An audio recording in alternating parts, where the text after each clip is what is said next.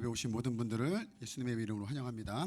우리 함께 오늘 우리의 예배를 받으신 하나님 앞에 감사하는 마음으로 찬양하겠습니다.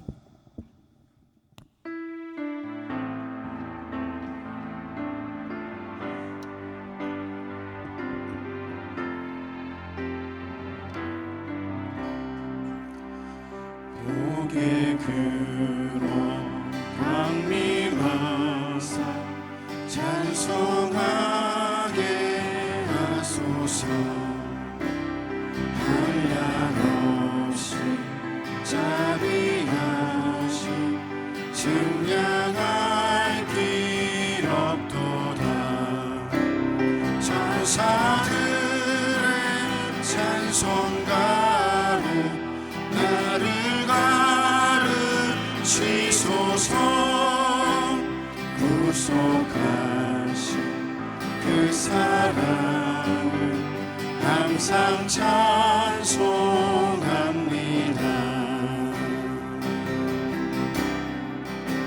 주의 크신 도움 받아 이때까지 왔으니 이와 같이 천국에도 이르기를 바라네.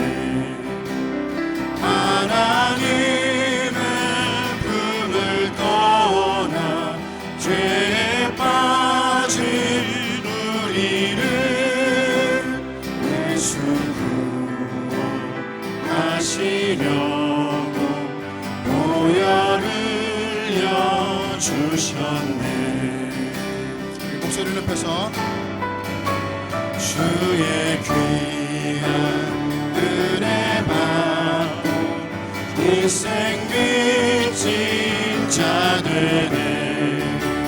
주의 은혜 사스되사 나를 주께 메소서.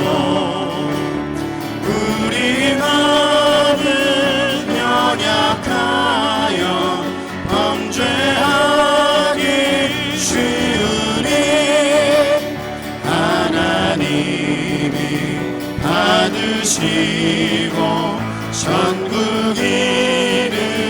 이루시소서. 다시 한번 주의 귀한 은혜 받고 주의 귀한 은혜 받고 일생 빚진 자 되네. 주의 은혜 사스되사 나를 주께 메소서.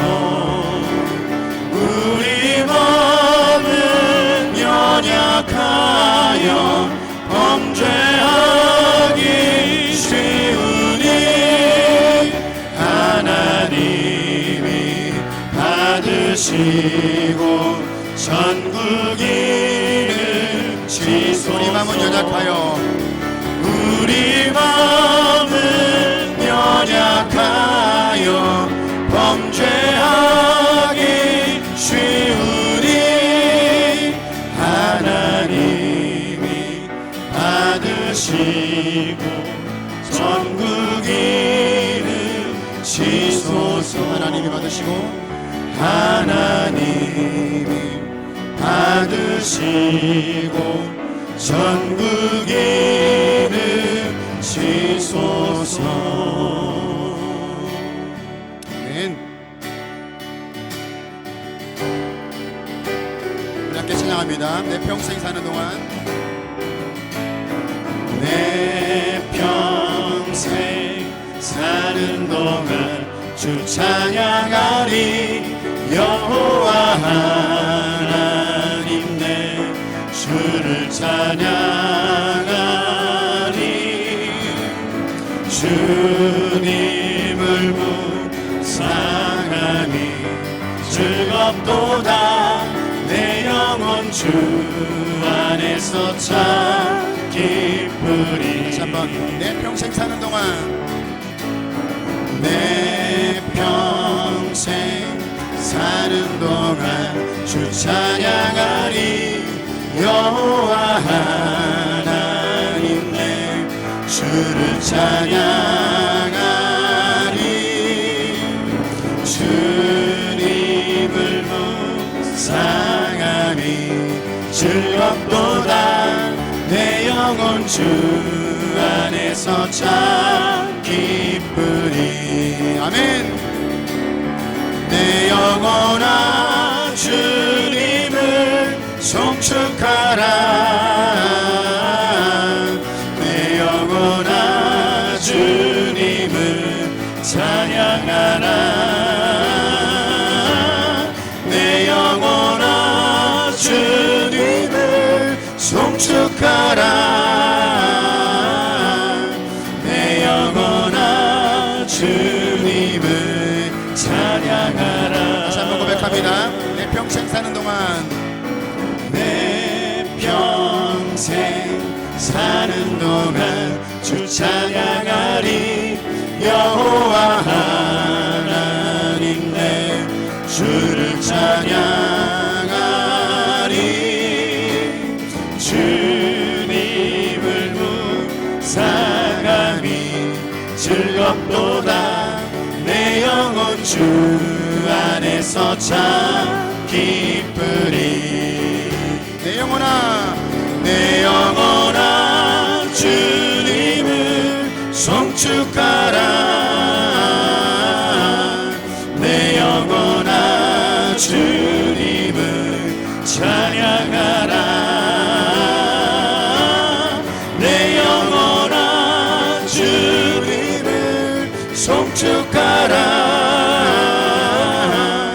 내 영혼아 주님을 찬양하라. 우리 마지막으로 고백합니다.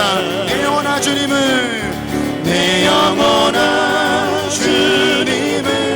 송축하라 내 영혼아 주님을 찬양하라 내 영혼아 주님을 송축하라 내 영혼아 주님을 찬양하라. 아멘.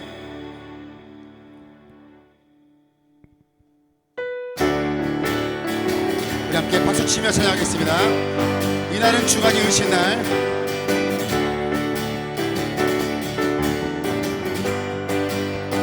이날은 주가 지으신 날 이날은 주가 지으신 날 기뻐하고 즐거워하세 오 이날은 주가 지으신 날 기뻐하고 즐거워하세 주를 기뻐하라 주를 기뻐하라. 자, 이날은 주가 지으신 날 이날은 주가 지으신 날 기뻐하고 즐거워하세 오 이날은 주가 지으신 날 기뻐하고 즐거워하세 주를 기뻐하라 주를 기뻐하라. 우리 모두 주님 앞에서 우리 모두 주님 앞에서 기뻐하며 주를 찬양 존귀하신 우리 주님을 기뻐하며 찬양하세 주를 기뻐하라 주를 기뻐하라. 이날은 주가 지으신 날 이날은 주가 지으신 날 기뻐하고 즐거워하세 오 이날은 주가 지으신 날 기뻐하고 즐거워하세 주를 기뻐하라 주를 기뻐하라. 우리 모두 주님 앞에서 우리 모두 주님 앞에서 기뻐하며 주를 찬양 존귀하신 우리 주님을 기뻐하며 찬양하세 주를 기뻐하라 주를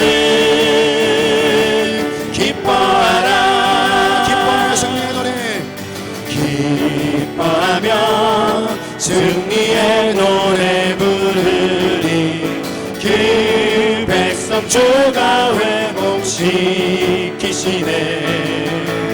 그 사랑으로 억눌렸던 자모와 칭찬과 명성 얻게 하시네. 전심으로 기뻐하리. 전능의 왕 함께 하시네. 기뻐 외치며 주께 두 손 들리 춤을 추며 함께 찬양해. 모든 원수를 멸하신 주님 전능의 왕 함께 하시네. 처음부터 합니다. 기뻐하며 승리의 노래 부르니 그 백성 주가 회복시키시네. 그 사랑으로 억눌렸던 자모와 칭찬과 명성 얻게 하시네. 전심으로 기뻐하리. 전능의 왕 함께 하시네. 기뻐 외치며 주께 두 손 들리 춤을 추며 함께 찬양해. 모든 원수를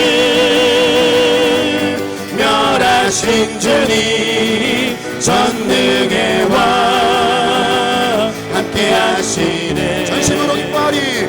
전심으로 기뻐하리. 함께 전능의 왕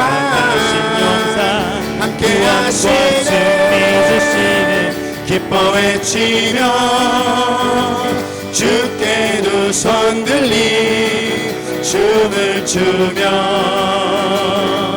함께 찬양해. 모든 원수를 멸하신 주님 전능의 왕 함께 하시네. 전능의 왕 함께 하시네. 전능의 왕 함께 하시네. 전능의 왕. 전능의 왕 함께 하시네. 아멘.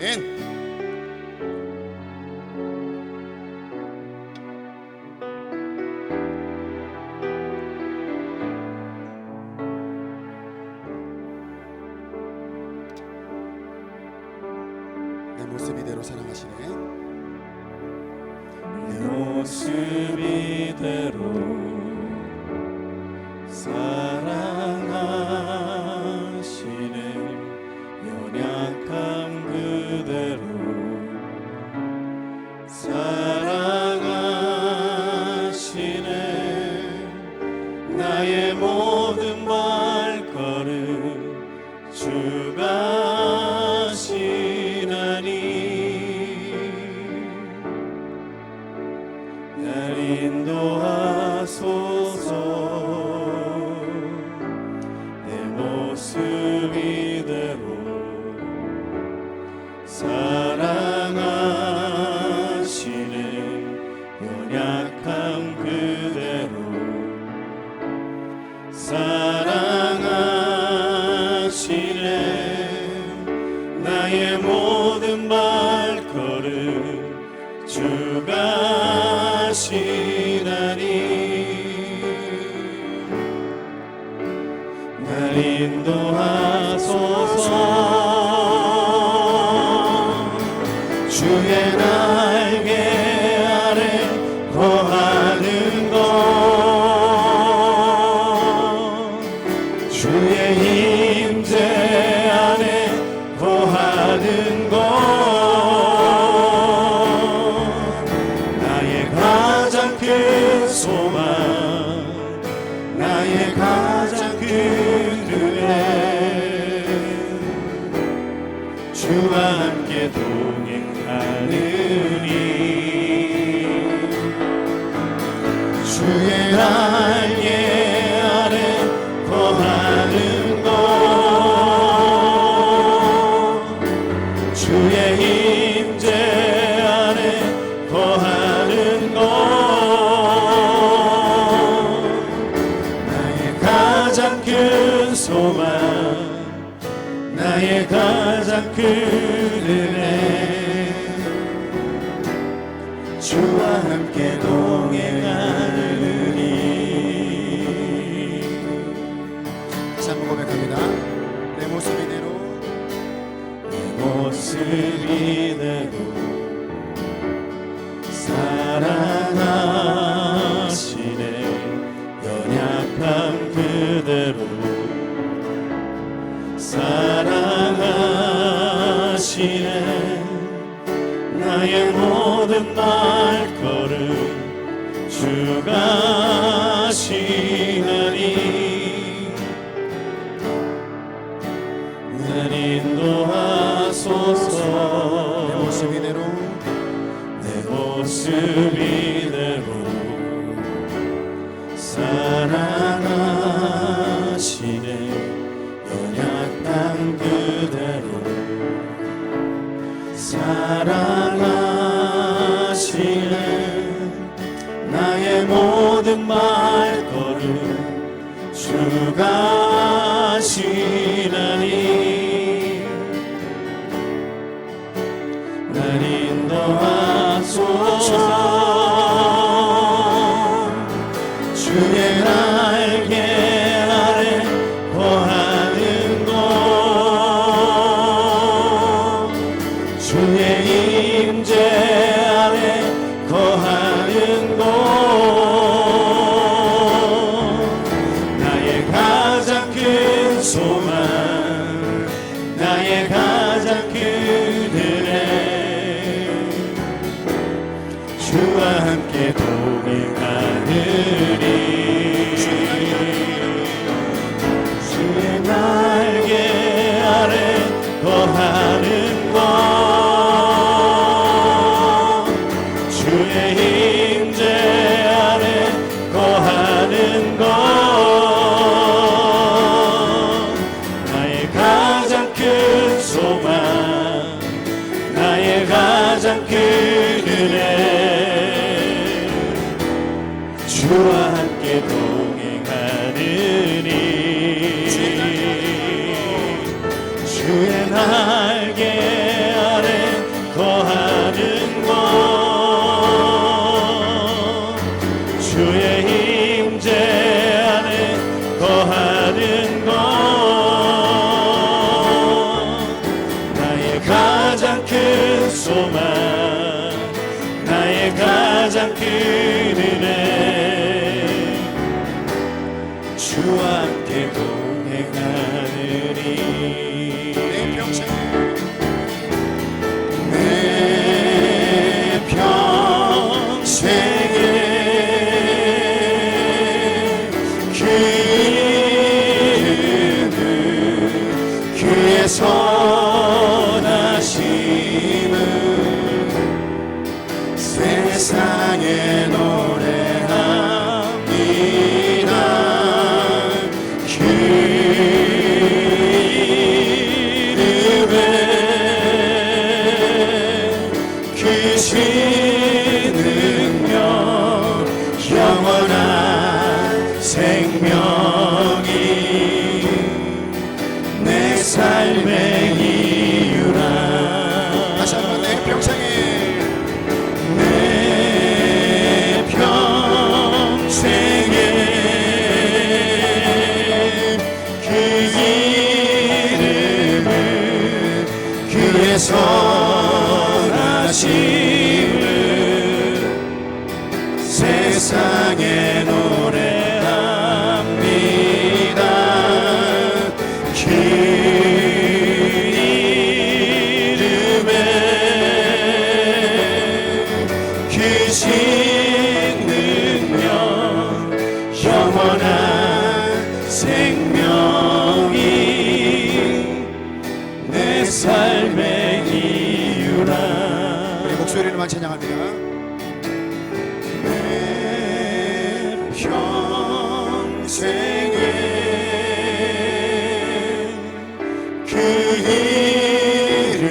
이끄는 그의 선하심을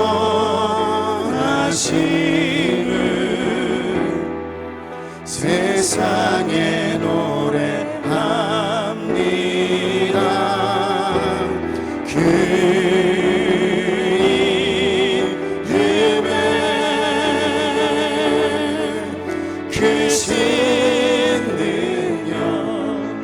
영원한 생명이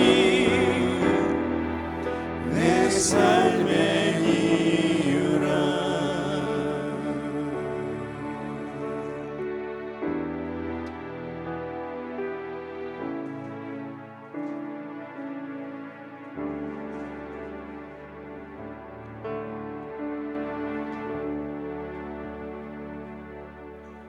이 시간 기도하겠습니다. 사랑과 은혜가 풍성하신 하나님 아버지, 우리를 또 주일에 이 주님의 예배당으로 불러 모아주셔서 감사합니다. 우리가 무엇이라고, 우리가 무엇인가 한 것이 없는데 먼저 우리에게 찾아와 주시고 우리에게 살 수 있는 복음을 전하시고 우리를 예수님 이름으로 구원받게 하여 주신 주님의 은혜를 찬양합니다. 우리가 무엇이라고, 나 같은 죄인을 살리시려고 예수님 보내주신 하나님 은혜도 우리는 다 이해할 수 없고, 신이심에도 십자가에 달려 죽으시고 3일 만에 부활하신 예수님의 그 사랑도 우리가 다 이해할 길은 없지만, 주님, 우리가 확실히 아는 것은 사랑하신다는 사실이고 그 사랑으로 우리에게 끊임없는 선물과 은혜를 베푸신다는 사실을 우리가 알고 있사오니, 주님, 우리가 이렇게 고백하고 인정하는 이 내용을 기뻐 받아 주시고 우리의 예배로 기뻐서 주님께서 이 자리에 홀로 영광 받아 주시옵소서. 주님, 우리가 이런 사실들을 알게 해주신 것은 오직 주님의 말씀 때문인 줄 압니다. 그래서 오늘도 예배 가운데 예배의 중심에 말씀으로 역사하시는 주님을 바라보기를 간절히 원합니다. 주님 말씀을 대언하기 위해서 준비하고 이 강단에서 주님의 말씀을 대신 전할 심재영 목사님 하나님 축복하여 주셔서 그 입술을 통하여서 선포된 하나님의 말씀이 주님만 영광 받으실 수 있도록 인도하여 주시옵시고, 우리가 그 주님의 영광에 함께 동참할 수 있도록 우리의 순종과 우리의 고백과 우리의 회개를 주님 받아 주시옵소서. 이 시간 우리가 말씀 가운데 우리의 삶이 변화되기 위하여 말씀이 우리의 심령을 관통하기를 간절히 원합니다. 그러기 위해서는 우리가 먼저 지난 한 주간 알고 지은 죄 모르고 지은 죄부터 우리가 무릎 꿇고 주님 앞에 내려놓기를 원합니다. 이런 죄들 또한 우리가 해결할 수 없으나 오직 예수님 능력으로 해결받았음을 우리가 고백하면서 주님의 은혜로 나아가게 하여 주시옵소서. 말씀 가운데 역사하시는 주님의 음성을 듣게 하시고 말씀 가운데 역사하시는 주님이 주시는 새 힘을 얻게 하여 주셔서 우리가 오직 그 말씀의 능력으로 살 수 있도록 인도하여 주시옵소서. 특별히 이 시간 우리가 물질을 구별해 드립니다. 주님이 모든 물질의 주인이심을 우리가 고백합니다. 주님, 우리가 살아가는 이 모든 공급되는 물질 주님이 주셨음을 고백하는 모습으로 우리가 물질을 주님께 구별하여 드리니, 주님, 이 물질 가운데서 주님 기뻐 받아 주시옵시고 형편 가운데 어려운 가운데 있는 성도들의 삶에 먼저 은혜 베풀어 주셔서 먼저 채워주시는 주님이심을 믿사오니 우리는 그저 받은 은혜를 감사함으로 드리게 하여 주시옵소서. 지금 이 예배 첫 시간입니다. 마치는 시간까지 주님께서 함께 하실 줄 간절히 원하오며, 이 순간에도 육신의 고통과 여러 가지 어려움으로 이 자리에조차 나오지 못한 성도가 있다면 주님께서 은혜로 먼저 감싸주시고 그들의 필요를 주님께서 다 헤아려 주시고 그들의 아픔을 치유하여 주시기를 간절히 원하면서 이 모든 말씀 예수님 이름으로 기도드렸습니다. 아멘.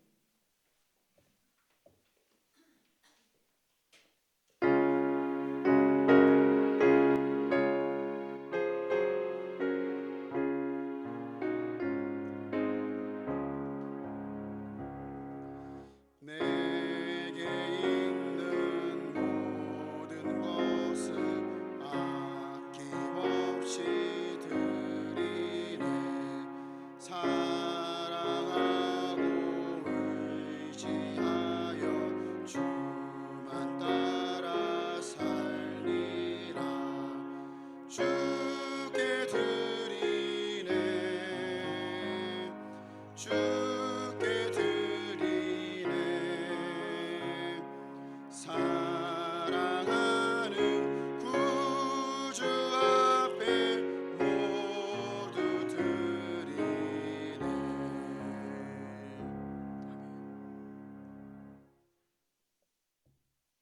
하나님 말씀 받겠습니다.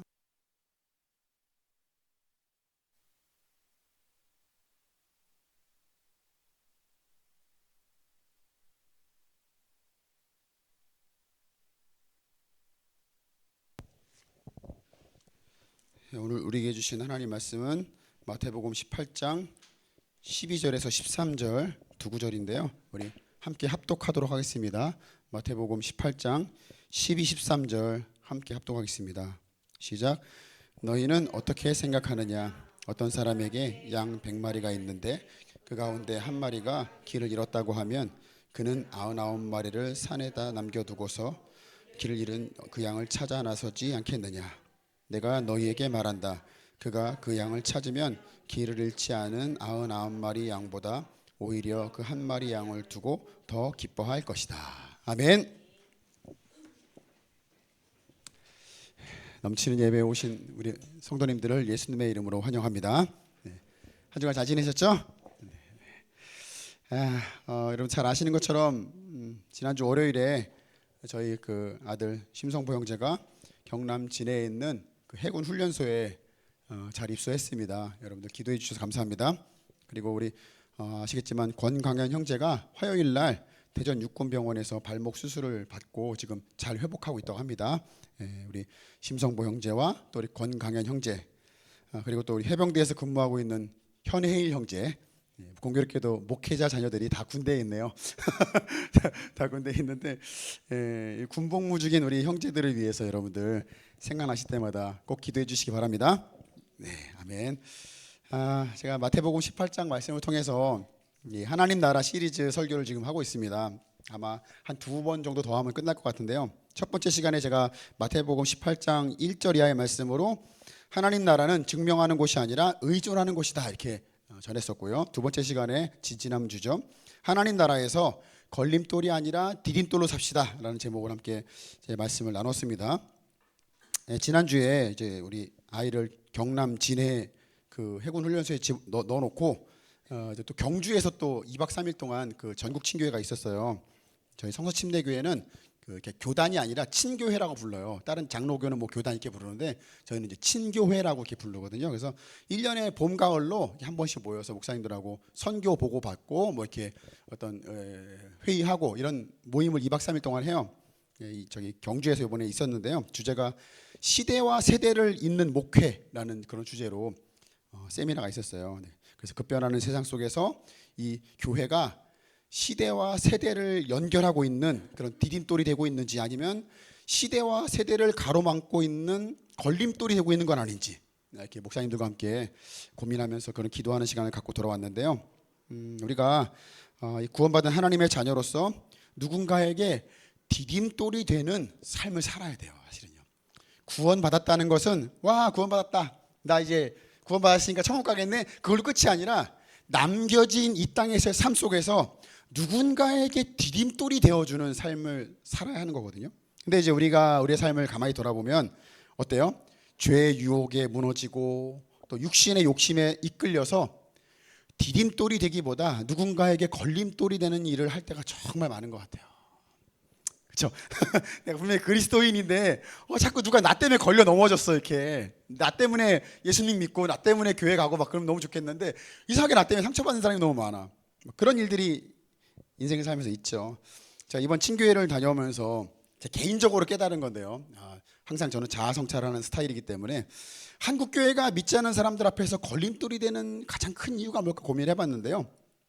가장 큰 이유 중에 하나가 우리 목회자들이 하나님 나라를 제대로 이해하지 못하고 목회자들이 먼저 가정에서 또 교회에서 또 세상에서 하나님 나라를 살아가고 있지 않기 때문에 하나님 나라를 살아내지 못하고 있기 때문에 걸림돌이 되고 있는 건 아닌가 뭐 그런 생각을 해보게 돼요. 그죠? 얼마 전에도 뉴스에 나왔는데 목사님이 교회 돈을 횡령을 해가지고 막 감옥에 가고 세상에서도 그러면 안 되지만 하나님 나라에서도 그러면 안 되는 거거든요. 그러니까 본인이 내가 지금 하나님 나라 백성이고 하나님 앞에 살고 있다라는 그 인식이 있었다면 그걸 할 수 없었겠죠. 근데 하나님 나라라고 인식을 안 하니까 이거 내 거고 내가 주인이 되니까 내 마음대로 하고 싶은 욕구가 생겼겠죠. 그리고 이쯤이야 라는 뭐 뭔가 그런 게 있었겠죠. 그죠? 그리고 그것이 걸림돌이 되어서 누군가가 그것 때문에 걸려 넘어질 거라는 걸 상상도 안 하는 거예요.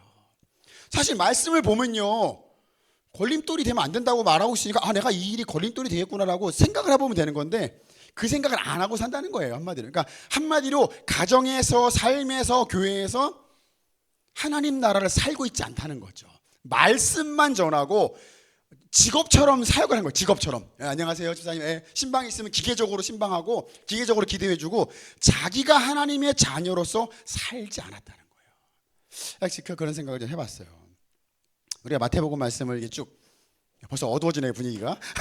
이러고 싶은 마음은 없었는데 제 자아 성찰을 하는 거예요. 저요. 우리가 마태복음 말씀을 나누는데요, 선포된 말씀을 내가 듣고 내가 가정에서 또 교회에서 또 세상에서 내가 그 말씀대로 살아보려고 우리가 애쓰지 않으면요, 우리는 반드시 어디에 끌려가냐면요, 육신의 욕심에 끌려가게 돼 있어요. 그냥 죄의 본성에 이끌림 받은 선택을 하게 돼 있어요. 죄가 시키는 대로 결정하고 죄가 말하는 대로 행동하게 돼요. 그리고 그 선택과 행동의 결과가 되게 슬프지만 우리 삶의 열매로 맺혀요. 이게 열매가 안 맺히면은 에이 몰라, 그래 지난번에 잘못했지만 이번엔 잘하면 되지 하고 넘어가면 되는데, 너무 놀랍게 내가 한 선택과 실수는 열매를 맺혀요. 시간이 지나면 열매가 맺었어요. 이렇게 이상하다, 왜 저런 게 내 삶에 열매가 왜 맺혔지? 아, 왜 이렇게 저렇게 내 주변에 가시던 분이 많이 생겼지? 내가 1년 전에, 2년 전에, 5년 전에, 10년 전에 심어놓은 열매인 거예요. 그게 씨앗이 열려서 내 옆에서 그 나를 힘들게 하는 거예요. 그게. 그래서 그게 열매가 돼서 좋은 열매가 되면은 누군가에게 디딤돌이 되고, 저 집 가니까 열매가 많이 맺혀서 너무 좋아. 그래가지고 디딤돌이 되기도 하고, 또 너무 가시랑 막 쓴 열매가 맺혀가지고 누군가에게 걸림돌이 돼서 넘어지게 만드는 삶을 우리가 산다는 겁니다. 구원을 받았는데 하나님 자녀라고 예배한다고 막 찬양하고 막 눈물 막 흘리고 막 이러는데 수많은 사람들한테 걸림돌이 되는 삶을 사는 거예요. 그래서 우리의 삶이 하나님 앞에 있다는 것을 늘 기억하시고, 예수님께서 말씀하셨죠. 작은 자 하나에게 냉수 한 그릇이라도 주는 자는 뭐가 있다고 그랬어요? 상이 있다고 그랬어요. 제가 보니까 예수님이 생각하셨던 것 같아. 얘들이 어차피 이렇게 말해봤자 말을 안 듣는 거 아니까 뭐라고 말해요? 냉수 한 그릇이라도 제발 좀 해라 좀. 아니 무슨 막 차를 사줘라, 집을 사줘라 막 그런 게 아니라 그냥 냉수 한 그릇이라도 줘라 옆에 사람한테. 막 잔소리하고 막 걸림돌이 되고 막 지도 못하면서 막 이상한 소리하고 그러지 말고 냉수 한 그릇이라도 줘라. 그러면 상이 있다. 예수님 마음이 어떠셨을까? 그거라도 했으면 좋겠다 제발. 그런 마음을 하셨던 것 같아요. 여러분들, 디딤돌이 되는 자에게는 반드시 상이 있어요. 이게 되게 중요해요. 그리고 누군가에게 등을 내어주는 그 삶은 하나님에게 영광이 되는 삶이라고 성경은 말하고 있습니다. 여러분들 이 말씀 기억하면서 누군가에게 등을 내어주는 디딤돌의 삶을 사시길 예수님의 이름으로 축복합니다. 네, 되게 차분하네요. 네, 거절하고 있다는 걸 알아요. 저도 여러분들이 온 몸으로 하나님의 말씀을 거절하는 걸 저도 알아요. 저도 그랬어요 예전에. 자, 오늘은 하나님 나라 시리즈 세 번째 시간으로 잃어버렸다 찾으니 얼마나 기쁜가 라는 제목으로 함께 말씀을 나누겠습니다. 우리 12절 다시 한번 읽어볼까요? 12절입니다. 시작. 너희는 어떻게 생각하느냐? 어떤 사람에게 양 100마리가 있는데 그 가운데 한 마리가 길을 잃었다고 하면 그는 99마리를 산에다 남겨두고서 길을 잃은 그 양을 찾아 나서지 않겠느냐. 자, 이 말씀을 보면요, 예수님이 제자들에게 말하는 거예요. 이렇게 말하시고, 하나님 나라는 잃어버린 영혼을 찾을 때 기쁨이 넘치는 곳이다. 이렇게 어떤 명제를 가지고 이렇다라고 가르치시지 않고, 이렇게 교훈을 주시지 않고, 이번에는 만약에 너가 양을 잃은 목자라면 너는 어떻게 하겠느냐 하면서 질문으로 시작을 하세요. 보통은 다 명제를 주시거든요. 하나님 나라는 이렇다, 이렇게 살아야 된다라고 명제를 딱 주셨는데 이번에는 반대로 질문을 하세요. 그러니까 생각해보면 이거죠. 질문을 통해서 이 말씀을 듣는 제자들과 또 저와 여러분들이 청중이 아니라 목자의 입장이 되어서 이 본문의 말씀을 고민하게 해보고 또 예수님의 입장에서 오늘의 얘기를 생각해보라고 질문을 먼저 하신 거예요. 그러니까 여러분들도 이 말씀을 묵상하면서 그럼 나라면 어떻게 할 것인가, 과연 이런 일들이 찾아올 때, 내 인생의 문제 찾아올 때 나라면 어떻게 할 것인가 고민하면서 한번 말씀을 여러분 따라와 보시기 바랍니다. 자, 질문하겠습니다. 여러분들은 그럼 어떻게 하시겠습니까? 한 마리 양을 찾기 위해서 99마리를 내버려 두는 이 목자의 선택, 여러분 어떻게 생각하세요? 괜찮은 거예요? 100마리 끌고 가다 한 마리 잊어버렸어. 99마리를 산에 내버려 두고 한 마리를 찾으러 나가는 거예요. 막. 여러분들 생각 어떠십니까? 자, 일단 제가 개인적으로 정말로 그러니까 내 신앙의 모든 배경을 싹 빼고 아주 상식적으로 생각해 봤어요. 굉장히 문제점이 많습니다. 그죠? 첫 번째로 양이 개별 운동을 했어요. 개별 행동을 했어요.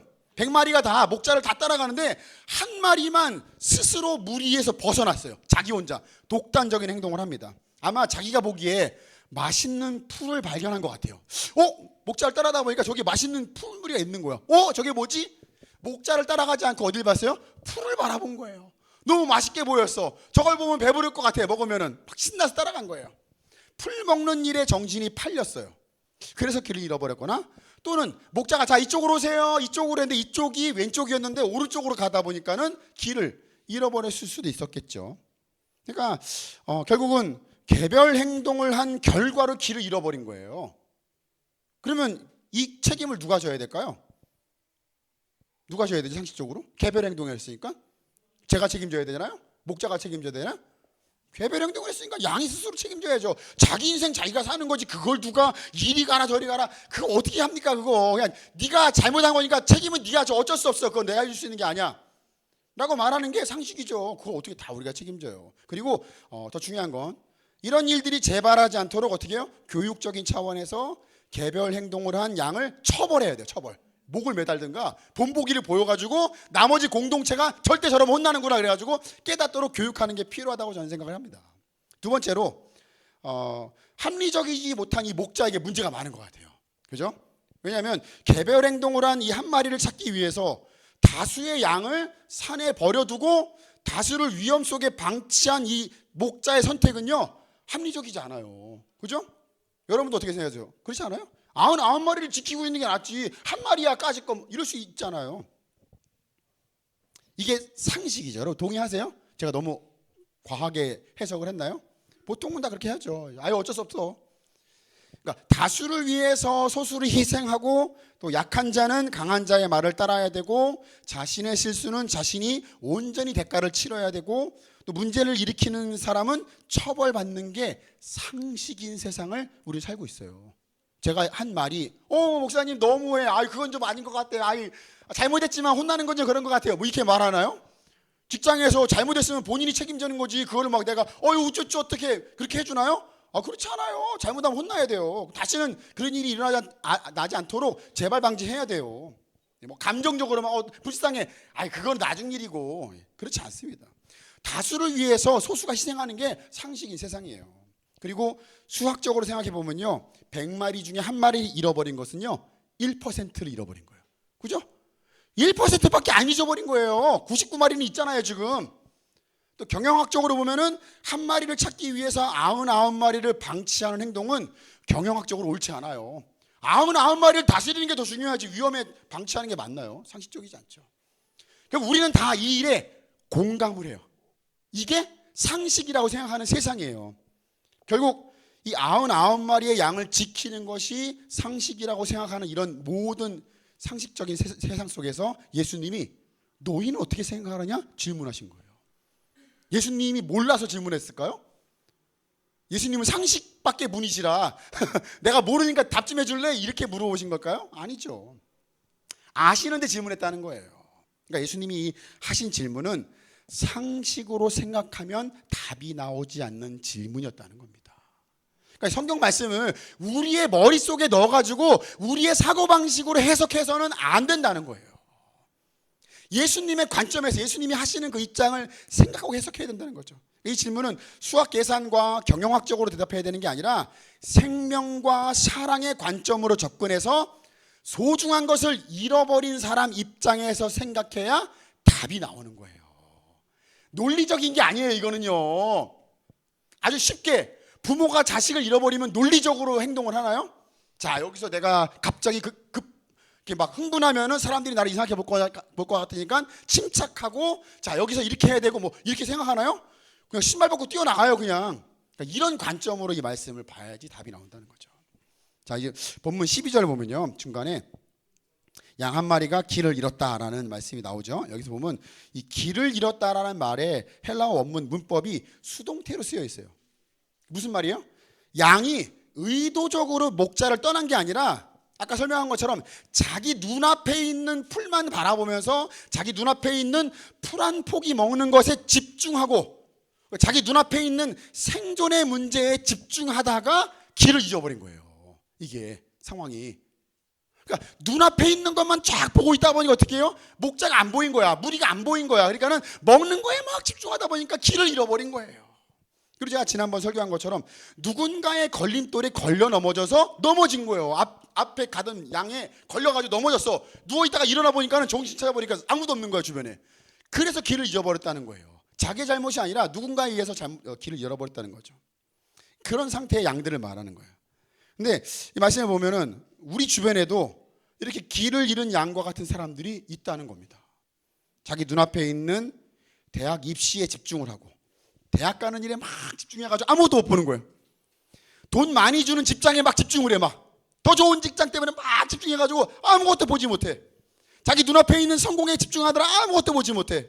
눈앞에 있는 먹고 사는 문제에만 막 집중하느라고 아무것도 못 보고 정작 따라가야 될 주님을 놓쳐서 길을 잃어버린 사람들이 우리 주변에 너무 많이 있어요.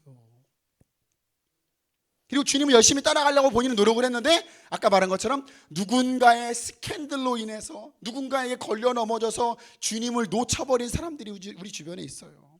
죄의 유혹에 넘어져서 세상의 쾌락이 너무 즐거워가지고 그거에 막 몰두해가지고 거기에 빠져있다 보니까 예수님을 잊어버린 거야. 길을 잃어버린 거예요. 그런 사람들이 우리 주변에 너무나 많이 있다는 거예요.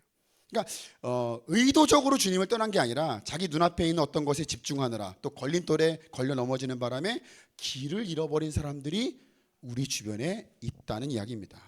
여러분 이런 사람들의 특징이 뭐냐면요, 스스로 돌아올 힘이 없어요. 되게 중요해요. 그 사람들은 스스로 다시 주님 앞에 돌아올 힘이 없어요. 자기가 의도적으로 떠난 게 아니기 때문에 어디로 어떻게 돌아가야 될지를 몰라요. 내가 여기서 떠났으니까 여기까지만 가보고 다시 돌아오면 되겠다 이러면 내가 길을 아는데 의도적으로 떠난 게 아니에요. 잠깐 눈 떠보니까 길을 잃어버려요. 그러니까 어디로 가야 될지를 모르는 거예요, 이 사람들이요. 그리고 대부분의 이런 사람들이 겪는 어떤 현상이 있는데 터널 시야 현상을 겪어요.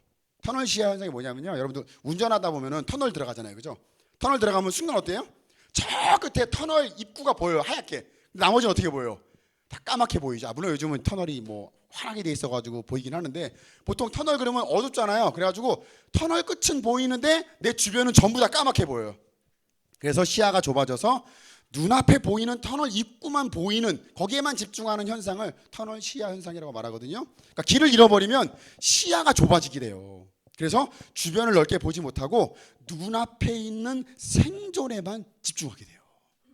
길을 잃어버렸으니까요, 사는 거에만 집중하게 되는 거예요. 그리고 모든 에너지를 어디에 써요? 생존에만 쓰게 돼요. 살아야 되니까, 안 보이니까 오직 사는 것에만 관심을 갖고 거기에 막 모든 에너지를 다 쓰는 바람에 다시 길을 찾고 다시 돌아가서 주님을 만나야겠다라는 이 의지마저 다 사라져 버린다는 거예요. 뭐 하느라? 생존하느라, 먹고 사느라.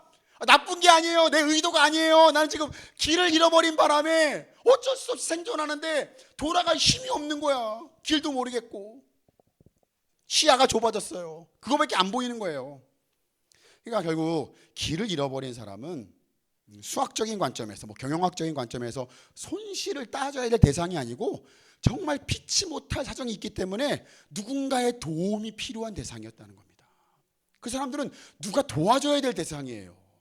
아유 왜 이렇게 멀리 갔대? 아유 잘 좀 하지. 그런 게 아니라 누가 가서 도와줘야 돼요. 왜? 그것밖에 안 보이거든요. 그 사람은요, 눈앞에밖에 안 보여요. 그래서 도와줘야 돼요. 끄집어내줘야 돼요. 그런 관점에서 봐야 된다고 예수님이 말씀하신 거죠. 근데 이렇게 말을 했지만 우리 안에 여전히 질문이 있죠. 뭐가 있어요? 그러면 99마리를 산에 내버려 두는 것은 과연 옳은 일인가? 여기에 계속 우리는 질문해요. 거기에서 빠져나오지 못해요. 아니 목사님 알죠? 한 마리 소중한 거 알고 그거 어쩔 수 없는 상황인 거 알겠는데 그럼 99마리는 어떻게 하라는 거예요? 그들의 안전은 누가 책임집니까? 소수를 위해 다수를 희생하는 게 맞습니까? 이런 질문을 너무 상식적으로 하게 되죠. 여러분들 그 보신 분도 있을 거예요. 아주 오래된 영화 중에서 라이언 일병 구하기라는 영화가 있습니다. 혹시 보셨어요? 정말 명작이죠. 정말 제가 좋아하는 영화 중에 하나인데요. 이 영화의 배경이요, 2차 세계대전 때 연합군이 노르망디 상륙작전을 탁 펼쳤을 때 그때 일이에요.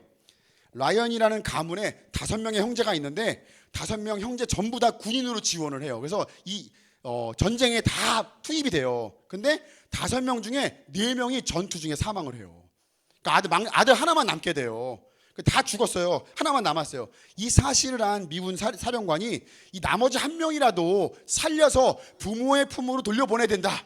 다 죽게 할 수는 없다. 그래서 이 한 사람은 우리가 살리자 해가지고 저 라이언 한 명을 살리라고 명령을 합니다. 이 명령을 받은 주인공과 부대원 8명이 라이언 일병 한 명을 구하기 위해서 수많은 희생을 치르면서 그 한 명을 찾아가요. 엄청난 희생을 치릅니다. 그 과정 속에서 희생을 엄청 치르면서 라이언을 찾으러 가는데 그 과정 속에서 모든 부대원들이 오늘 우리와 같은 질문을 해요. 과연 한 사람을 살리기 위해서 이렇게나 많은 사람들의 목숨을 희생하는 게 옳은 겁니까? 그 질문을 해요. 계속. 너무 많이 죽어요. 라이언 일병 한 명을 구하기 위해서 너무 많은 희생을 하고 있는 거예요. 계속 질문하는 거예요. 이게 맞아요? 한 사람 때문에 우리가 죽어야 돼요? 계속 질문을 하죠. 근데 이 영화가 말하는 게 예수님의 의도가 너무 똑같아요. 이 영화도 소수를 위해서 다수를 희생하라고 말하고 있지 않아요. 그게 중요한 게 아니라 뭘 말하냐면 4명의 아들을 잃어버린 부모의 입장을 계속 설명하고 있는 거예요. 관점이 확 달라져요. 4명의 아들을 잃어버린 부모의 입장이 되어서 부모의 마음으로 이 영화를 봐달라고 메시지를 계속 하고 있습니다. 그리고 영화의 결말 부분에서 941생으로 이 라이언 일병이 살아나거든요. 그리고 이제 나이가 먹어요. 그러면서 과거를 회상하면서 끝나는데요. 이렇게 회상합니다. 내가 오늘 살아있는 이유는 사랑하는 부모가 나를 기다렸기 때문이고, 그리고 누군가의 희생과 헌신으로 나는 생명을 얻었어. 근데 과연 나는 그 희생과 헌신에 걸맞는 인생을 살았는가? 그 질문을 하면서 영화가 끝이 나요. 이제 오늘 본문으로 돌아와서 다시 생각해 보면 소수를 위해서 다수를 희생하는 것이 옳은가? 라고 질문하기 전에 결국 우리가 이 성경 전체를 이해하려면 이렇게 이해해야 되는 거예요. 사랑하는 부모, 그 잃어버린 한 영혼이 돌아오길 바라는 그 사랑하는 부모가 전능하신 하나님이시라면, 그죠? 그게 기본 전제잖아요. 만약 그 부모가 전능하신 하나님이시라면 그 하나님은 잃어버린 양 한 마리를 소중하게 여기시는 만큼 나머지 99마리도 그냥 내버려 두지 않으시고 동일하게 안전하게 지키시는 능력의 하나님이시라는 것을 우리는 기억해야 됩니다. 우리가 보기에 우리 인간의 입장에서는 어떻게 한 마리만 붙잡고 나머지 9마리는 이렇게 내버려 두실 수 있어? 라고 그건 우리 생각이지만 하나님께서는 그 한 마리와 같이 99마리도 소중하게 여기시고 그 99마리도 지키시는 분이심을 여러분들 기억하시기 바랍니다. 그런 하나님이 내 아버지가 되어주신 거예요. 그 하나님이 내 아버지가 되어주셔서 부모의 마음으로 내 삶을 인도하고 계세요. 여러분들의 삶을 인도하고 계세요. 그냥 저 구름 뒤에서 내가 하나님이다 하고 이렇게 방관하시지 않고 부모의 마음으로 한 마리 영혼을 찾기 위해서 애가 타는 그 부모의 마음으로 하나님이 저와 여러분들을 인도하고 계세요. 근데 내가 어떤 이유로 길을 잊어버리면 이 세상에 나 하나밖에 없다 할지라도 예수님이 나 하나를 구원하기 위해서 십자가에 못 박히시는 그 고백처럼 길 잃은 나 하나를 위해서 하나님이 부모의 마음으로, 목자의 마음으로 반드시 나를 찾아오신다는 것을 기억하시기 바랍니다. 반드시 나를 찾아오세요. 그냥 다수를 위해서는 소수인 네가 희생해라, 너는 좀 그냥 어쩔 수 없다, 나한테 책망하시지도 않고 나를 소수라 여기시지 않고요, 나를 위해서 직접 찾아오시는 하나님이세요. 여러분들은 그 하나님을 만나서 이 자리에 오신 거예요. 그냥 우연히 어떻게 하다 보니까는 알게 돼서 이 넘치는 게 오고 우연히 예수를 믿은 게 아니라 그 하나님이 부모의 마음으로 기다리고 찾고 찾아서 여러분들을 만나시고 이 자리로 인도하신 겁니다. 본문 12절 후반부에 길 잃은 그 양을 찾아 나서지 않겠느냐 이 말이 있어요. 여기서 이 찾는다는 말의 이 헬라어 원어 문법이 현재 분사형으로 되어 있대요. 그러니까 길을 잃은 양을 발견할 때까지 어떻게 해요? 멈추지 않고 끝까지 찾는다는 거예요. 끝까지. 그냥 이렇게 어디 갔어 얘가? 얘 왜 이렇게 말을 안 들어? 야, 왜 개별 행동을 해? 찾기만 해 아주 그냥. 이렇게 찾고 마는 게 아니라 어떻게 한다고요? 찾을 때까지 멈추지 않고 끝까지 찾아낸다. 반드시 찾아낸다. 하나님은 저와 여러분들을 반드시 찾아내요. 끝까지 추격자처럼 끝까지 우리를 찾아오시는 분이세요. 결국 이 잃어버린 영혼은 세상적인 계산과 옳고 그름을 따지면서 계산하면서 찾으러 가는 건 좀 그런데 저 사람 좋긴 한데 주님 앞에 나오는 건 좀 그런 것 같은데 저 사람 우리 교회에 초청하고 싶은데 너무 먼 것 같은데 시간이 안 맞는 것 같아. 이래 옳고 그름을 계산 따져서 하는 게 아니라 사랑의 마음으로 찾을 때까지 끝까지 찾는 것이라고 저와 여러분들에게 말씀하고 있는 거예요.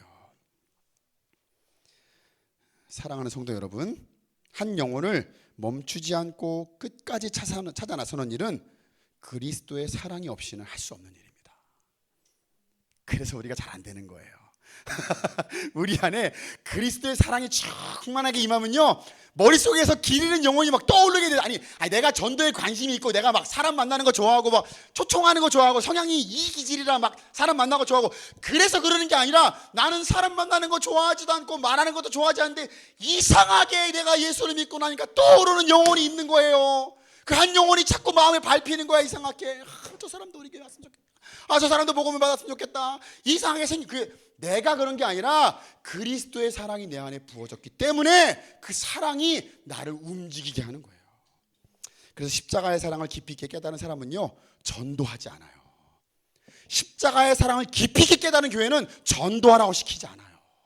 전도는 하는 게 아니에요. 그냥 잃어버린 한 영혼을 찾아가는 거예요. 내 안에 그리스도의 사랑이 넘치니까 그냥 머릿속에 떠오르는 거예요. 한 영혼이 그 영혼이 길을 잊어버린 것 같은데 지금 헤매고 있는 것 같은데 그 영혼이 돌아올 때까지 사랑으로 찾아가고 또 찾아가고 또 찾아가고 만나고 그런 삶을 사는 거예요.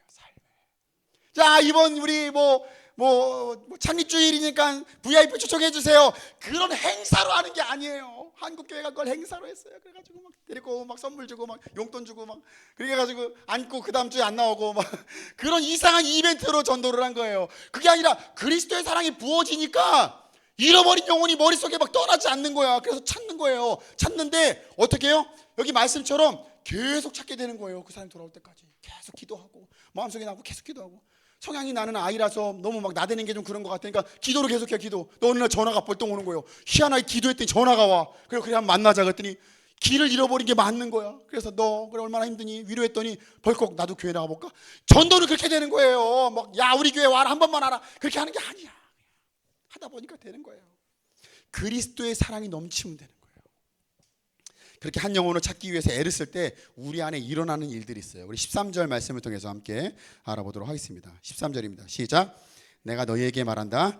그가 그 양을 찾으면 길을 잃지 않은 99마리 양보다 오히려 그 한 마리 양을 두고 더 기뻐할 것이다.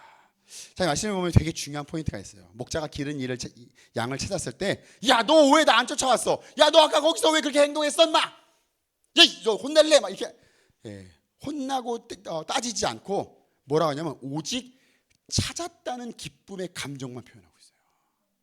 너무 중요한 거예요. 왜 그랬냐? 문제가 뭐냐? 뭐 방법이 어쩌고 막 떠들지 않고 오직 찾았다. 기쁘다. 신난다. 이거 하나만 있다는 거예요.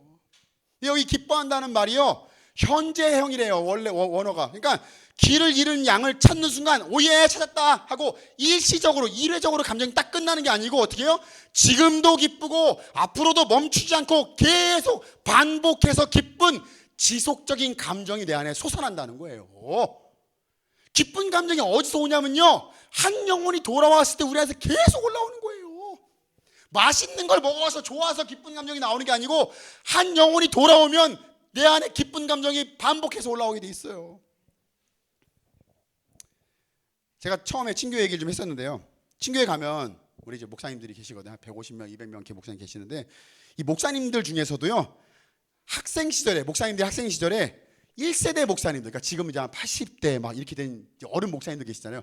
그 1세대 목사님들한테 학생 시절에 복음을 듣고 그분들에게 소명을 받아가지고 이제 지금 다른 교회에 이제 담임 목사로 사역하고 계시는 분들이 계세요. 그러니까 지금 이제 뭐 40대, 50대, 뭐 60대 이런 분들이 1세대 목사님들 옛날 뭐 50년대, 60년대 그때 복음 듣고 그때 구원 받아가지고 이제 교회 생활하다가 지금 성장해서 담임 목사가 된 거예요. 그런 분들이 굉장히 많아요. 우리 성도침례교 안에는.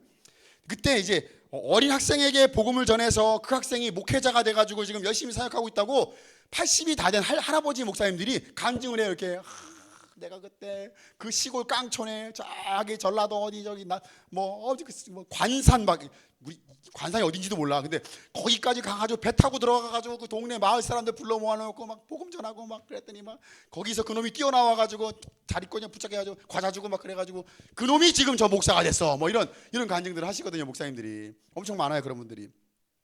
그 목사님 할아버지 목사님들이 간증을 하는데요. 얼굴에 그때 기쁨이 지금도 있어요. 엄청 옛날 얘기예요. 50년, 60년 된 얘기인데 지금도 그 얘기를 하면서 감동과 기쁨이 있어요. 지금도. 저 친구 이만할 때 내가 교회 앞에 살아가지고 야 누구야 나와라 그러면 쪼르륵 나와가지고 목사님이 일 시키면 막 일하고 또 그랬던 저 친구가 지금 저렇게 목사가 돼요. 지금도 그래요. 그럼 들으면요, 와 진짜 좋으신가 보다. 기쁨이 거기에 있어요. 기쁨이.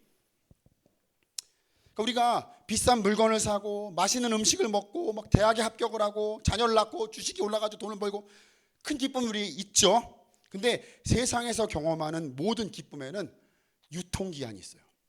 그래서 그때는요 막 세상을 다 얻은 것처럼 너무 좋아, 막 기가 막히게 너무 좋다, 막 신나거든요. 근데 유통기한이 있어요. 그래가지고 시간이 좀만 지나면 언제 기뻤는지 금방 사라져요.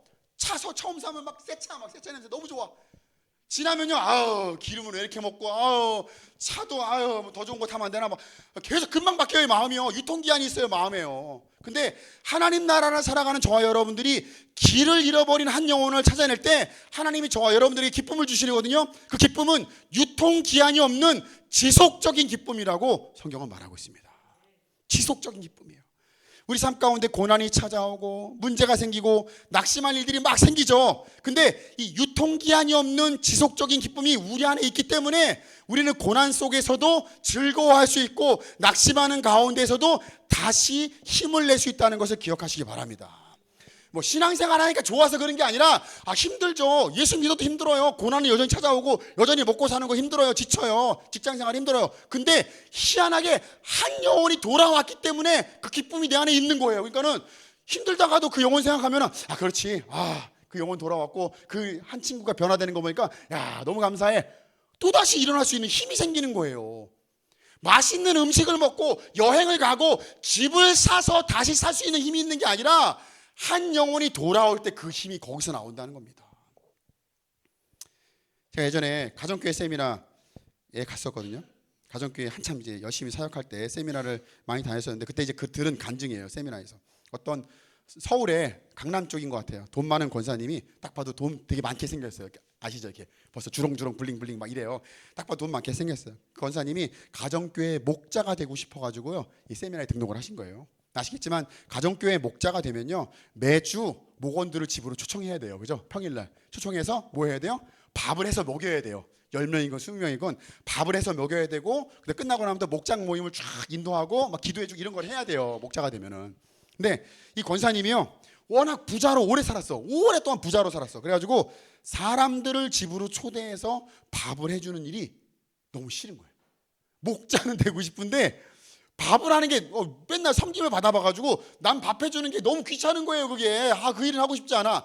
늘 섬김받는 삶을 살다 보니까 섬기는 일이 익숙하지 않은 거예요. 또 누군가 집으로 초대하는 게 또 불편하잖아요. 또 우리가 불편해. 근데 목자 타이틀이 너무 갖고 싶은 거예요.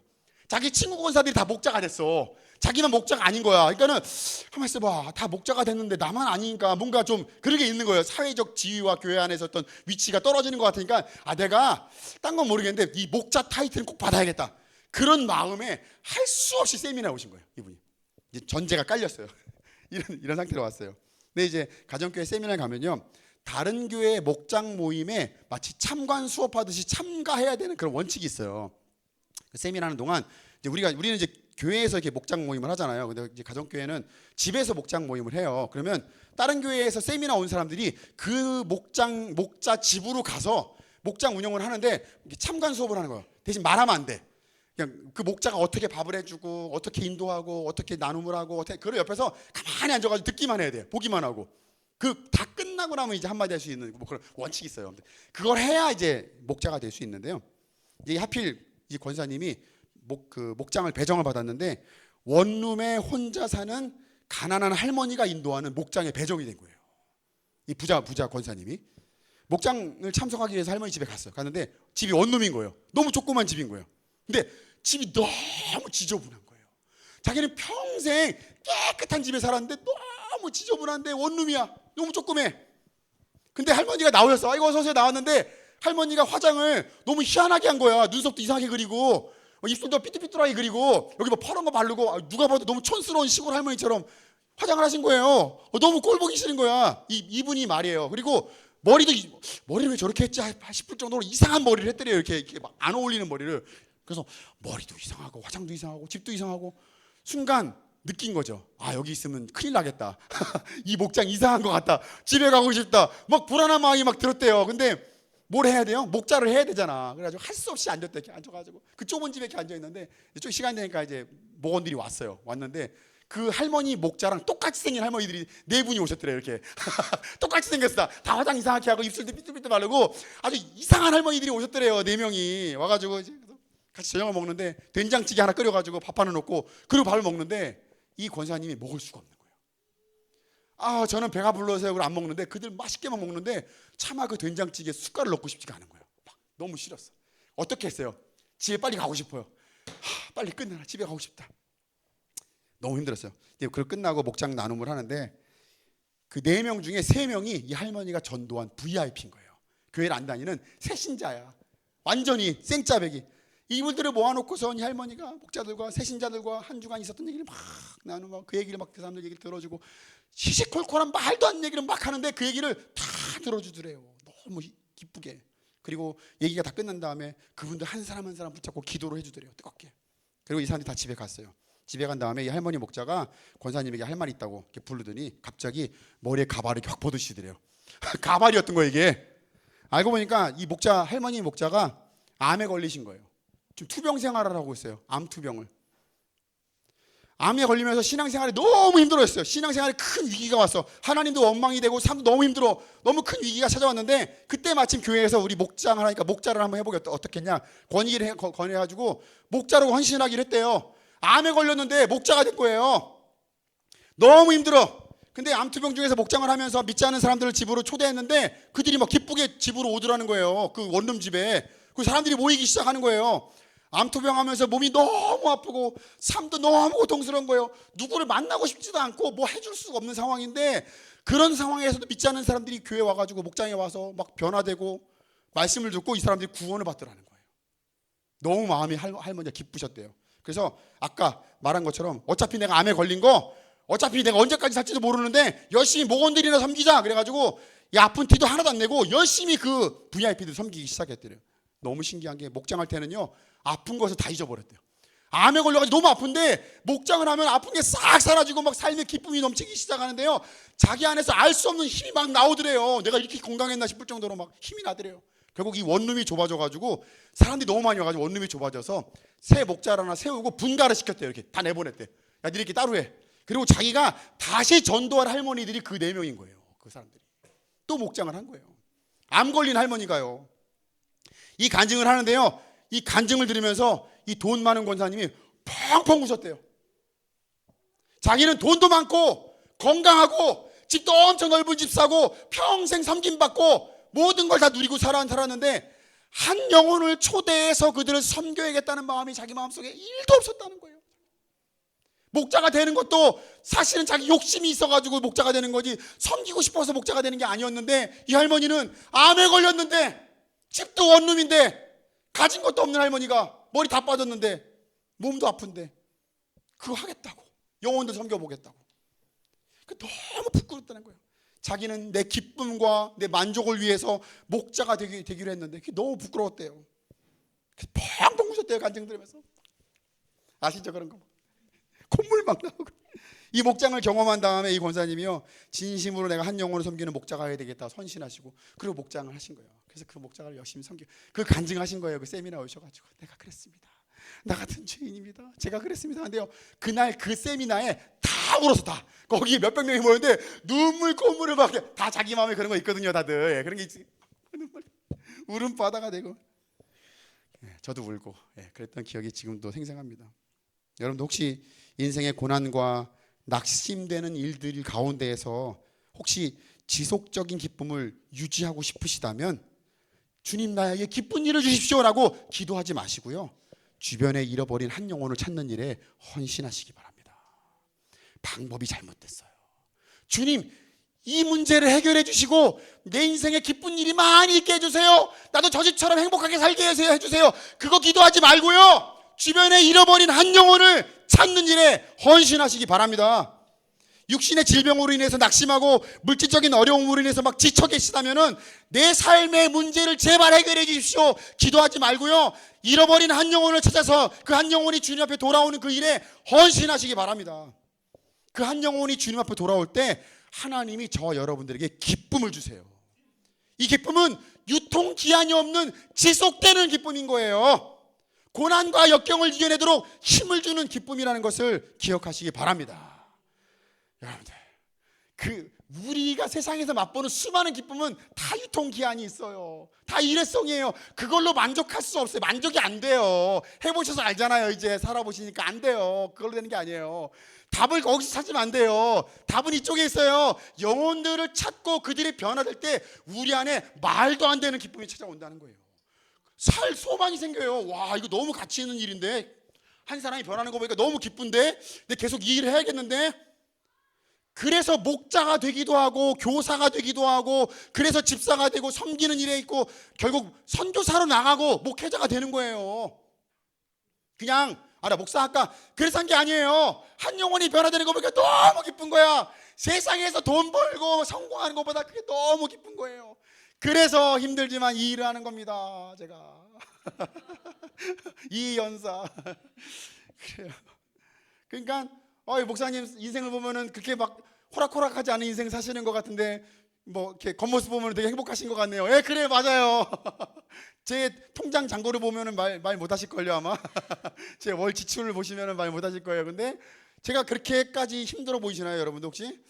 제가 어디 가면 이렇게 가난해 보이지 않는 게 참 하나님 은혜예요. 늘 이렇게 풍성해 보이고, 하나님 기쁨을 주세요. 그렇구나. 교회 하면서 우리 영혼들이 변화되고 새로운 영혼들이 오시고 거기에서 모든 걸 해결받아요. 그래서 이렇게 기쁨으로 할 수 있는 그 은혜를 저도 경험하고 있습니다. 결론입니다. 제가 주중에 교회 나와 있을 때 볼일을 마친 후에 아주 가끔씩 여기 탄천길을 따라서 러닝을 해요. 그래서 이제 여기 복정역으로 나가가지고 탄천길을 내려가서 가락동을 지나서 잠실 한강공원까지 갔다 오거든요. 왕복 한 20km 정도 돼요. 매번 가는 건 아니고 정말 가끔씩 한 달에 한 번, 한두 번 정도 이렇게 가끔씩 오늘은 컨디션이 좋은데 그러면 이제 뛰어나가서 한번 뛰고 오는데요. 20km 되니까 꽤 멀죠. 물론 이제 뭐 까짓거 20km 뭐 후딱 갔다 오면 되지 않겠냐, 뭐 그런 분들이 있을 수 있어요. 늘 겸손해야 돼요. 우리는 그런 분들이 있긴 한데 먼 거리죠. 근데 갈 때 기분이 되게 좋아요. 탄천길 걸으면 여기 되게 잘 돼 있거든요. 그래서 막 기분도 좋고 컨디션도 좋으니까 오늘은 열심히 해봐야겠다 신나게 달려갑니다. 근데 잠실 한강공원을 딱 도착하잖아요. 한 10km 정도 되거든요. 도착하고 물 한 잔 딱 먹고 턴하는 순간적으로 다리가 잠겨요. 여러분들 해본 사람 많아요. 다리가 잠긴다는 게 어떤 뜻이냐면 고관절이 딱 잠기거든요. 여기가 이렇게 그러면서 달리기가 갑자기 싫어지는 순간이 와요. 정말 내가 좀 전에 10km 신나게 달려왔는데 정말 순간적으로 나 못 갈 것 같은데 이거 이상하다, 왜 이러지 다리가, 그러는 순간이 갑자기 와요. 그때부터 돌아오는 길, 10km를 돌아와야 되잖아요. 돌아오는 길은 거짓말 안 하고 갈 때보다 2배 더 힘들어요. 정말 갈 때는 기분 좋게 갔는데 2배, 3배 더 큰 힘을 줘야 돌아올 수가 있어요. 너무 힘들어요. 정말 1분에 한 번씩 너무 힘든데? 큰일 났다, 어떡하지? 다리가 부러질 것 같은데? 여기서 멈출까? 그냥 따릉이 타고 갈까? 지하철 타고 갈까? 별의별 생각을 다 하면서 가요. 재밌는 사실은요, 길을 잃어버린 사람도 이런 과정을 겪는다는 거예요. 처음에 나갈 때는요 신나게 나가요. 야, 어차피 내가 뭐 신앙생활 열심히 할 것도 아니고 한번 나가보자. 그래서 교회를 신나게 나가요. 잠깐 내가 교회를 떠나는 게 아니야. 힐링하고 싶어서 잠깐 쉬는 거야. 그래서 힐링하러 나가요. 죄의 유혹이 있으니까 저기 나가면 너무너무 재밌겠다 해가지고 죄의 유혹에 빠져가지고 기쁘게 나가요. 아이 내가 뭐 교회 완전히 떠날 것도 아니고 그냥 한번 가보자 해가지고 신나게 나가요. 근데 막상 가보니까 어때요? 너무 멀리 와버린 거야. 갈 때 신나게 나가다 보니까 내가 간 게 얼마나 멀리 갔는지 몰라요. 그래가지고 순간 돌아가야겠다 생각해보니까 너무 멀리 온 거예요. 그리고 순간 돌아갈 힘이 없다는 걸 깨닫게 돼요. 어떡하지? 돌아갈 때는 2배나 힘든데 이거 내가 어떻게 돌아가지 이거? 큰일 났다. 그리고 아차 싶어지는 순간이 오게 돼요. 거기다가 오늘 말씀처럼 길까지 잊어버리면 오늘 길 잃은 양처럼 돌아가고 싶어도 돌아가지 못하는 상태가 되는 거죠. 사실 예수 안 믿는 사람들은 거의 대부분 그런 사람들인 거예요. 돌아가고 싶어도 길을 몰라요. 어떻게 해야 될지 몰라. 힘도 없어. 굳이 내가 먹고 사는 것도 힘들어. 아까 말했잖아요. 생존에 집중하다 보니까는 월, 화, 수, 목, 금, 토일 막 열심히 일하고 주일날 쉬고 싶은 거야. 생존에 지쳐가지고 가긴 뭘 가냐. 이런 마음으로 어쩔 수 없이 된다는 겁니다. 이런 상태가 될 때 이 사람들에게 필요한 게 뭘까요? 야, 너 왜 이렇게 멀리 갔어 그러게. 내가 가지 말라고 했잖아. 힘들다고 했잖아. 이런 사람이 아니라 찾아가서 돌아가는 길이 이쪽입니다라고 말해주는 사람이 필요한 거죠. 그리고 무리에서 떨어져간 잘못과 원인을 설명하고 이 공동체가 그것 때문에 얼마나 피해를 입었고 이런 걸 말하는 사람이 아니라 다시 돌아가도록 길을 알려주고, 우리 러닝할 때 페이스메이커라고 있거든요. 옆에서 같이 뛰어주는 사람이 있어요. 5분 페이스, 6분 페이스에 맞춰서 같이 뛰어주는 사람인데 이 페이스메이커처럼 옆에서 함께 뛰어주면서 물도 주고 목마르다 그러면 먹을 것도 주고 에너지 젤도 챙겨주는 그런 한 사람이 필요한 거예요. 예수님은 오늘 이 말씀을 통해서 하나님 나라를 살아가는 저와 여러분들에게 누군가 길을 잃었을 때 세상적인 관점에서 생각하지 말고 자녀를 잃어버린 부모의 관점과 또 양을 잃어버린 목자의 관점에서 생각해보라고 우리에게 말씀합니다. 그래서 원인과 문제, 해결 방법을 생각하지 말고 다시 찾았을 때 얼마나 기쁠까를 생각하면서 그들을 찾아 나서라고 말씀하고 있어요. 그러니까 내가 저 사람을 찾기 위해서 어떤 노력을 해야 되고 뭐 어떻게 해야 되고 뭐 방법을 생각하지 말고 저 사람이 좋았을 때, 돌아왔을 때 얼마나 기쁜가만 생각하라는 거예요. 그리고 그 길을 잃은 사람이 돌아왔을 때 그 기쁨은 일회용 기쁨이 아니라 어떤 기쁨이에요? 영원히 지속되는 기쁨이 저와 여러분들에게 넘칠 거라고 말씀하고 있습니다. 여러분들 여행 가고 맛있는 거 먹고 막 집 평수 넓히고 아파트 뭐 차 좋은 차 타고 그거 일시적이에요. 사실은 세상에서 해보셔서 알잖아요. 또 더 좋은 거 하고 싶어요. 근데 한 영혼이 돌아오는 건요 계속 기쁩니다. 그것이 우리의 인생의 가장 큰 힘이 되는 겁니다. 성도 여러분, 이번 한 주간 이 말씀 묵상하면서 우리 머릿속에 계산기를 잠시 내려놓고 페이스메이커가 되기 위해서 운동화를 신어보시는 저와 여러분 되시기 바랍니다. 사랑의 러닝화를 신고 우리 주변에 길을 잃은 한 영혼을 향해서 달려가는 우리 모두가 되시기 바랍니다. 가셔서 이 넘어져 있는 영혼들을 세워주시고 물 마시도록 물도 주시고 힘이 없으면 에너지젤도 주시고 너 이렇게 멀리 갔냐고 혼내키고 막 그러지 마시고요. 물도 주시고 에너지젤도 주시고 일어날 수 있도록 응원해 주시고 또 그냥 내버려 두지 말고 같이 뛰어서 오셔야 돼요. 같이 이렇게 응원해 주시기 바랍니다. 그 한 영혼이 돌아올 때 우리 안에 유통기한이 없는 지속적인 기쁨이 넘치게 될 줄로 믿습니다. 우리 같이 우리 말씀 붙들고 기도하겠습니다. 하나님, 우리 주변에 의도하지 않았지만 길을 잃어버린 한 영혼들이 있습니다. 먹고 사는 문제에 지치고 자녀 교육에 지치고 건강의 문제로 인해서 넘어지고 세상의 문제로 인해서 주님 앞에 나오지 못하다가 길을 잃은 채 예배하지 못하고 하나님의 자녀로 살아가지 못하는 사람들이 우리 주변에 정말 많이 있습니다. 그런 사람들을 바라볼 때 세상적인 계산과 어떤 합리적인 선택으로 다가가는 것이 아니라 부모의 마음으로 또 양을 잃어버린 목자의 관점으로 바라보며 그들을 다시 찾았을 때 얼마나 기쁠지를 기억하며 하나님이 나에게 얼마나 기쁨을 주실지를 기대하며 그들을 찾아갈 수 있는 우리 모두가 될 수 있도록 도와주십시오. 이 시간 우리 한 주간 머릿속에 계산기를 내려놓고 페이스메이커가 되길 원합니다. 그 한 영혼을 위해서 찾아가길 원합니다. 찾아가서 그 한 영혼이 돌아올 때까지 기쁘게 섬겨주는 우리 모두가 될 수 있게 도와주십시오. 함께 기도하겠습니다. 하나님 아버지 감사합니다. 귀한 말씀이 우리에게 힘이 됐습니다. 하나님께서 나를 사랑하셔서 우리 우리가 길을 잃어버렸을 때 나를 찾아오시고 나를 위해서 내가 찾을 때까지 나를 찾으실 때까지 끝까지 반복해서 찾으셨던 하나님이심을 이 시간 기억하며 우리가 그리스도의 사랑을 경험한 자로서 또한 영혼들을 바라볼 때 그냥 아버지 길을 잃어버린 영혼이라 말보지 않고 그 한 영혼이 주님께 돌아왔을 때 얼마나 기쁜가를 기억하며 하나님이 얼마나 기뻐하신 것을 기억하며 아버지 우리가 한 영혼들을 찾아가며 그 영혼을 아버지 바라볼 수 있도록 도와주시옵소서. 이번 한 주간도 우리가 살아갈 때 그 잃어버린 한 영혼을 기억하며 그 잃어버린 한 영혼을 위해서 기도하며 그들을 끝까지 찾아가는 아버지 그리스도의 사랑으로 아버지 우리가 실천할 수 있도록 주님 도와주시옵소서. 아버지 그 한 영혼이 돌아왔을 때 우리 안에 넘치는 기쁨이 있다고 성경은 말하고 있습니다. 그 기쁨은 일회용 기쁨이 아니라 유통기한이 없는 지속되는 기쁨이라고 말하고 있습니다. 우리가 세상이 주는 기쁨이 아니라 하나님이 주시는 유통기한이 없는 지속되는 기쁨을 아버지가 삶 가운데 경험하기 원합니다. 아버지 그것은 바로 잃어버린 한 영혼을 찾을 때 오는 기쁨이라고 성경 말하고 있습니다. 이제 우리가 잃어버린 한 영혼을 위해서 최선을 다해서 찾아나서길 원합니다. 전도하는 것이 아니라 아버지 잃어버린 한 영혼을 찾았을 때 기쁨을 얻기 위해서 우리가 기쁨에 나아가길 원합니다. 그리스도의 사랑으로 우리가 충만하게 도와주시옵소서. 아버지 그리스도 어떤 교회 행사와 어떤 임무에 나가는 것이 아니라 아버지 하나님 주님이 주신 기쁨을 기대하며 한 영혼이 돌아오는 것을 바라보며 아버지가 기뻐하는 것을 생각하면서 아버지 우리가 한 영혼을 찾아갈 수 있도록 주님 도와주시옵소서. 그렇게 힘써 나가는 우리 한 영혼들에게 삶의 열매가 맺히게 도와주시고 기쁨의 열매가 있게 도와주시고 아버지 그 언어 속에서 우리 삶 가운데 찾아오는 수많은 고난과 힘듦들을 이겨낼 수 있는 능력을 받을 수 있도록 주님 함께해 주시옵소서. 이번 한 주간의 말씀 받고 우리 성도들 삶 가운데 주님의 은혜가 넘치도록 주님 도와주시옵소서. 감사드립니다. 주님 감사드립니다. 주님 말씀해 주십시오.